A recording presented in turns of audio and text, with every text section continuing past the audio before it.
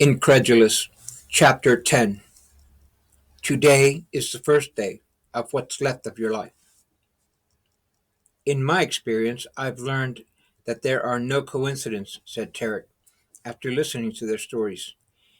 The circumstances that brought the three of you here are intriguing, and since you girls had already resigned yourselves to leaving your world behind, perhaps one day you may decide to join ours.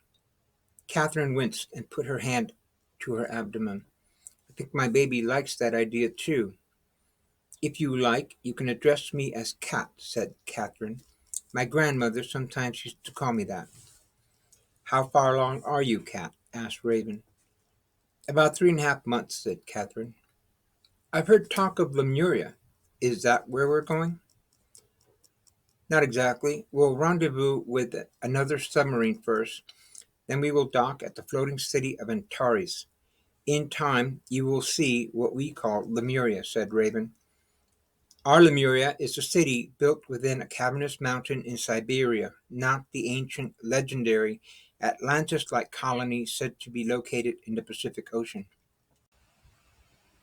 "I believe you've met Joshua," said Tarek, as Joshua entered, drying his hair with a towel.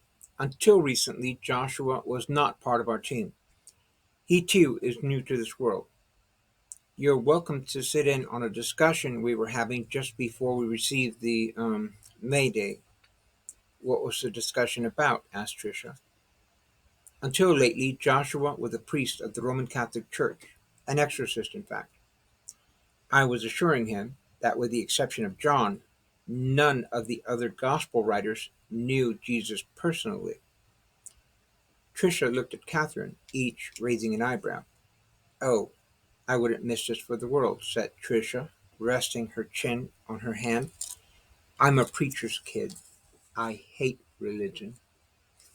But I was under the impression that the four apostles, Matthew, Mark, Luke, and John, all had walked with Christ and been taught by him," said Michelle, her brows furrowing. "To begin with, none of the Gospels identify their authors by name. The names were attributed to them many years later. Now we do know that Luke wrote Acts and the third Gospel because it is written in the same style. In fact, Luke wrote about one-fourth of the entire New Testament. Lucanus was the Greek physician who wrote down the stories of Jesus about 30 years after the crucifixion in an effort to preserve them for future generations. 30 years seems like a long time until one considers that the oldest available narrative about the reign of Alexander the Great was composed 300 years after his death. Luke's Greek is highly refined, and he states plainly that he did his best to be extremely accurate in his account of what happened. There is only one major flaw with Luke. Where Mark and Matthew say Jesus became furious or very upset, Luke waters it down or omits the incident altogether. "You see, to the Greeks," explained Tarek, "divine godlike beings did not lose their tempers, and so Luke made the necessary corrections." "Mark was believed to be a follower of Peter in Rome," said Raven. "My research points to him being John Mark, a follower of Paul. Matthew, the writer of the first Gospel, was also a follower of Paul. He is not to be confused with the apostle Levi Matthew, the tax collector, whom Jesus had appointed as the official scribe. The writer of the fourth Gospel did not sign it John, but rather ends it with, 'I was the beloved disciple.' He speaks of the one Jesus loved throughout the book. The beloved disciple was present at the Last Supper, but is missing during the arrest and doesn't show up again until the crucifixion, always referring to himself in third person. The Apocalypse stands in stark contrast to this style of writing. John makes it quite clear that it is he who is experiencing the visions. To scholars, it is evident that the Gospel of John and that of the Apocalypse were written by two different authors. I believe John wrote the Apocalypse, now referred to as Revelation, but not the Gospel attributed to him." "Tell me truthfully, do you guys honestly believe Jesus resurrected from the dead?" asked Tricia, not one for pulling punches. Paul often said to newcomers, if Jesus had not been raised from the dead, then his preaching and their faith were in vain. If anyone could have disproved the resurrection, it would have been Saul of Tarsus, aka the Apostle Paul, reasoned Tarek. Tricia then made the loco in the cabeza gesture with her right forefinger and muttered plum loco under her breath. You don't strike me as a Bible thumper, Tarek. In fact, you seem to lack any semblance of religion. Were you ever a priest, Tarek? Asked Catherine. Actually, I was, and like Joshua, I too was an exorcist for the Roman Catholic Church. I don't suppose you recall what Jesus had to say about priests, Tricia reminded him. Jesus did not appoint himself priest over anyone, nor did he appoint any priest over others. That was Paul's doing, countered Tarek. Jesus felt that one should have a direct relationship with the Creator, not with religion. The people of his time never understood that. He frequently asked, how must I say this? Or how many times must I show you? The church has forgotten that Christ appointed apostles to serve. He never appointed priests, bishops, cardinals, and popes who require others to serve them. It is interesting to note that the Apocalypse of Peter states that these early church fathers named themselves bishops and deacons as if they had received their authority directly from God. Tarek, you must know that some people won't believe what you're saying because they simply don't understand, interrupted Catherine. An irony, agreed Tarek, because all one really has to do is believe, and the Holy Spirit will give them understanding.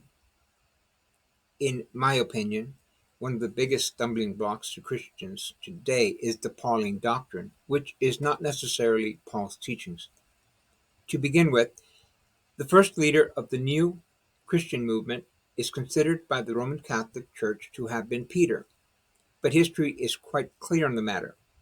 According to Saint Hegesippus, a chronicler of the early church, within a few years of Jesus' crucifixion, his brothers, not his disciples, were heading the movement.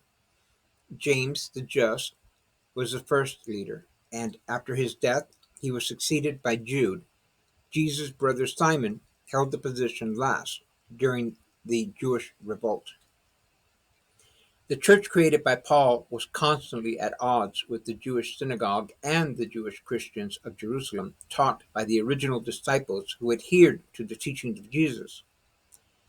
Gentile Christians did not take kindly to Jewish restrictions, instead favoring Paul's teachings and labeling the Jewish Christians heretics.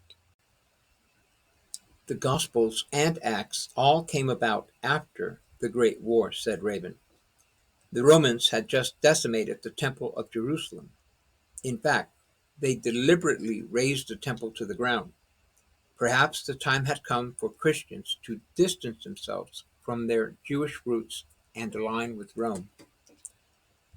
In his letters, Paul never makes any mention of Mary Magdalene, Pontius Pilate, or the disciples John and Judas Iscariot. In fact, he says very little about the life of Jesus, explained Tarek. Paul implicitly states that believers should only listen to his version of the good news, even if God should send angels to bring them Jesus' message. Like Jesus, I personally pissed off a lot of pious individuals. In fact, I was officially excommunicated by a tribunal of the Holy Inquisition, announced Tarek. The Holy Inquisition? Didn't they do away with that during the 16th century? Asked Tricia, not certain she had heard right. Hardly. The Holy Inquisition is the most powerful department in the Vatican. It is the highest court of orthodoxy in the Roman Catholic Church, and it is still the Inquisition's responsibility to ferret out radicals and heretics. The Holy Inquisition wields the authority to censor church writings and excommunicate any Catholic who does not adhere to church dogma. The court was renamed the Congregation for the Doctrine of the Faith, but I'm a sentimental kind of guy, and I prefer the original name. It's so nostalgic, explained Tarek in a sardonic tone. What was your crime? Asked Michelle. I continuously performed healings and exorcisms without the Pope's consent or permission. What if the Pope's laws contradict the teachings of Jesus? Inquired Catherine, or the laws of God? Jesus and God are irrelevant, Tarek shot back. Priests are bound by their vow of obedience. What was your excommunication like? Asked Joshua. It was very simple, really. After reciting the charges against me and addressing me by name, they said something like, I ask you simply, do you denounce your heresy? Do you recognize that what you have done is against the laws of God and the Holy Roman Catholic Church? I gave them my response, said Turk, flipping Joshua the bird. They explained that they could not forgive me. I told them I was not seeking their forgiveness, and that was pretty much that. There was no point in arguing with them. Anyone who disputes the verdict of the Inquisitor is guilty of heresy. I take it that means you're going straight to hell, doesn't it? Inquired Michelle. According to them, it does, observed Tarek. But I observed that the rules of the clergy are not there to enlighten, but to threaten any who step out of line.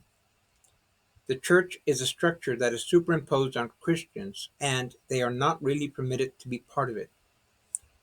During my time as a priest, I encountered many nuns and priests who truly loved their work. I would watch them perform their duties with the utmost attention to detail and observance of the laws and dogma set down by the Church. They went to confession, and their appearance was always professional. They were great administrators, but there was nothing spiritual about their lives. Religious institutions have plenty of highly educated scholars, but few, if any, spiritual individuals who incorporate the teachings of Jesus into their lives. Spirituality is not encouraged. In fact, if you question your faith, you are seen as weak. How could one ever question his or her faith when the institution has all the answers? I suppose it is religious in the sense that they do exactly the same damn thing over and over. Kneel, sit, stand, and recite passages, observed Tricia. Questioning one's faith is, in my opinion, said Joshua, is a commitment to truth, the willingness to accept the possibility that you don't know everything and could benefit from experiences previously unknown to you. You're lucky. My mind has always been inclined towards doubt, admitted Tricia. Try as I might, my propensity is always towards skepticism. Questions like what? Asked Raiden. Questions like, am I doing the right thing? Shrugged Tricia. Even now, I'm unsure if in attempting to commit suicide we may have ended up in hell for all eternity. It felt right, but I don't know if it was the right thing to do. Somehow you have come to the understanding that faith means the absence of doubt, when in fact doubt strengthens your faith by exercising it, Tarek assured her. I have always had a great deal of respect for people who ask those kinds of questions, Tricia. It is a mark of their integrity. Tarek placed a reassuring hand on Tricia's shoulder, then asked, do you want me to tell you why I believe you are on the right path? Yes, but how can I be on any path if I'm asking these types of questions? You are on the right path by the very fact that you are asking those types of questions. Do you honestly think the Nazi movement stopped to ask those kinds of questions? Asked Turk. I can guarantee that some of those German soldiers did. Were you aware that thousands of German troops are reported to have committed suicide rather than commit the atrocities that were commanded of them? You can be sure that their leaders never stopped to ask those questions because they knew they were right and had all the answers. They did not waste time arguing the point. Evil does not ask if it is doing the right thing. Evil does what it does because it derives great pleasure and satisfaction from it. Well, I guess I just don't have your brand of faith. Unlike you, I do not have all my ducks in a row, Tricia countered. If I had waited to get all my ducks in a row, Tarek dragged out the words, there would have been no one around to help you when your ship started to take on water. Don't waste your life trying to get all your ducks in a row, Tricia. Just get them all going in the same direction, and you'll do fine. Contrary to popular belief, the path to enlightenment is not a straight one. It's an irony that the easiest thing seems to be the most difficult. Interestingly enough, guiding someone else on their path is quite simple. All I have to do is ask the obvious question, then refrain from interfering in the answers. Like Tricia, I have learned to look at faith as only hopeful ignorance, admitted Catherine. You seem to have been born with a type of faith which I have never had the privilege of witnessing before.